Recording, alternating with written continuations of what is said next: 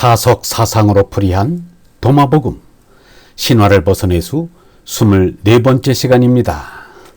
오늘은 씨 뿌리는 이의 땅, 씨 뿌리는 이의 땅이라는 제목으로 말씀드리겠습니다. 경애하는 얼번 여러분, 도마복음 9번째 말씀은 이러합니다.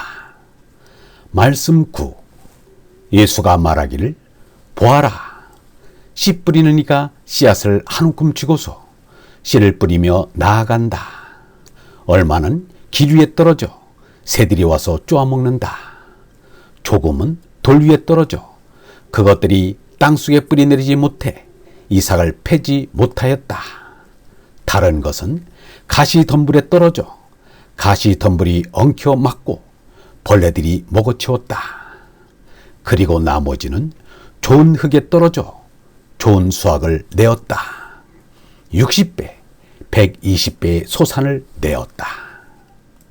예수와 석가의 생각은 서로 비슷한 정도가 아니라 완전 일치합니다. 몸으로는 다르지만 언론은 하나인 것을 두 사람이 우리에게 보여주었습니다. 그래서 예수와 석가의 생각이 그들 자신만의 생각이 아니라 하느님에게서 나온 것임을 알 수 있습니다. 예수와 석가의 가르침에서 두드러진 것은 풍부한 비유의 말입니다. 그들의 놀라운 비유는 읽는 이로 하여금 가슴 두근거리게 합니다. 하느님은 없이 계시오 몸의 오관으로는 지각할 수 없으니 비유를 쓰지 않을 수 없습니다. 가르치는 다른 방법은 거의 없습니다.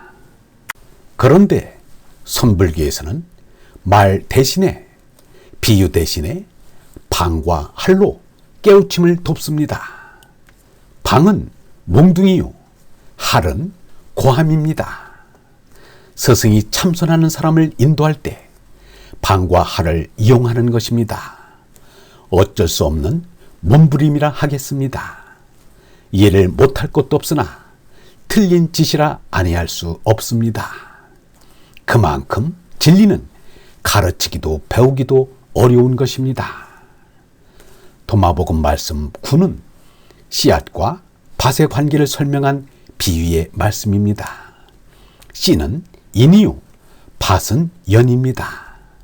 이 말씀은 마테오복음과 루카복음에도 거의 그대로 나옵니다. 이는 도마복음과 큐 자료 사이에 밀접한 관계를 보여주는 것입니다. 하나님의 생명인 얼은 아무리 작은 것이라도 온통을 지니고 있어 홀로그램과 같습니다. 것이면서 온통이 될 수 있고 온통이면서 것이 될 수 있습니다. 그것이 씨입니다. 씨는 작지만 그 씨 속에 온통이 들어있습니다.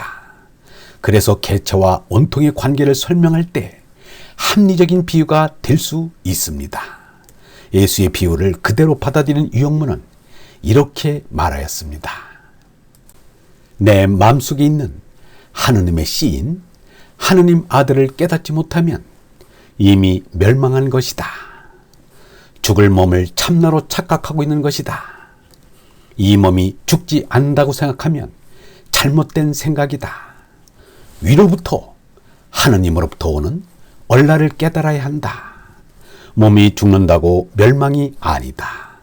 죽어야 할 것은 죽고 벗어야 할 것은 벗어지고 영원한 생명의 씨는 얼은 자란다. 사람은 가끔 이번만 살려달라고 기도를 한다.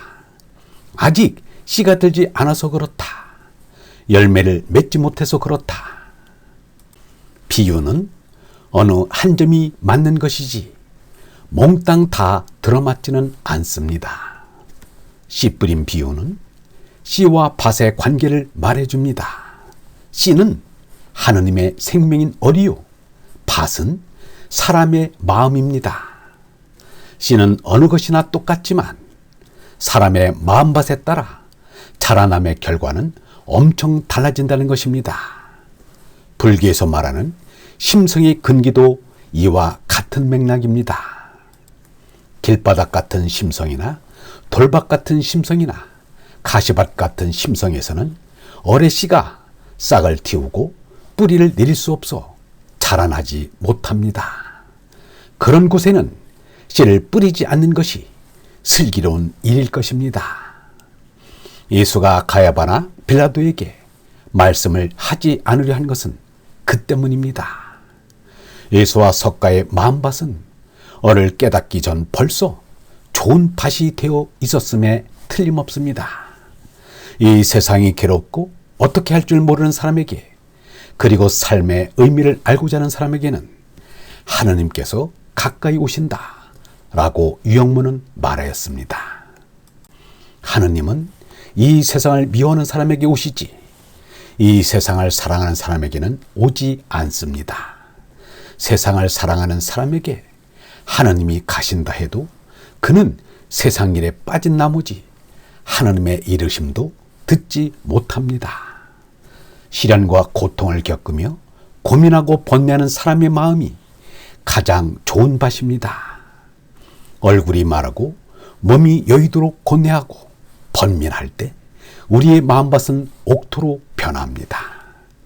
6년 고행을 한 석가의 마음밭과 팔레스타인 광야를 헤맨 예수의 마음밭에 하느님의 씨가 싹트고 자라서 천배 만배의 수확을 거두었습니다.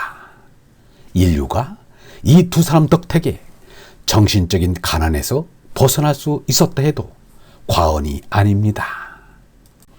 도연명의 귀 거래사에 보면 고향의 전답이 묵었으니 빨리 돌아가서 농사를 하자고 하였습니다. 우리는 그보다 먼저 내 속의 마음밭부터 보살펴야겠습니다. 하느님 나라는 너희 마음속에 있느니라 하신 예수의 말을 되새겨야 하겠습니다. 마음밭에 하느님의 씨를 잘 길러낸 이가 이렇게 말하였습니다. 사람은 자기의 밭을 살려낼 때 자기를 느끼게 된다. 자기의 개성이 자랄수록 사람은 오늘보다 내일에 더 깊은 밭을 느끼게 된다. 자기를 더 깊이 느끼게 될수록 더 깊이 자기 밭을 찾아내어 자기 밭을 타고 가게 된다. 우리는 이 밭을 타고 하느님에게 다다르게 된다. 예수와 석가를 사랑하시는 얼번 여러분, 하느님의 씨가 잘 자라도록 우리의 마음밭을 잘 가꾸어 놓읍시다. 영성신학원 다석아카데미의 하늘소리였습니다.